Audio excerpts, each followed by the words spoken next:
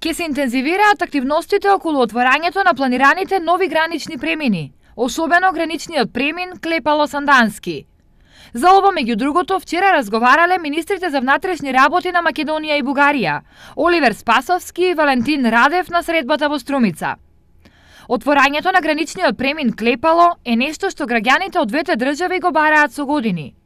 Ова беше тема на дискусија и во бугарскиот парламент минатата година, која го покрена пратеникот од Сандански Атана Стојанов. Години наназад се прават формални напори за негова реализација, но сите иницијативи досега се без резултат. Недостатокот на заинтересираност и активни действувања од страна на неколку институции е очигледна.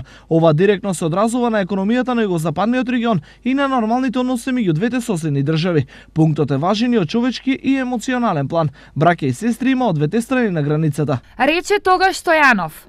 Идејата е овде да се отвори регионален премин, каде луѓето од 30 километри од двете страни би можело да се движат со лични исправи. Македонската страна е позитивно расположена и ја потпира оваа идеја, и од бугарската страна, како што кажав, има расположение. Инаку од македонска страна објектите на граничниот премин Клепало кај Берово се изградени и веќе 2 децении не се ставени во функција и пропаѓаат.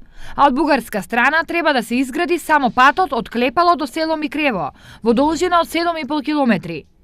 Со ова ќе се овозможи полесна комуникација и движење на граѓаните.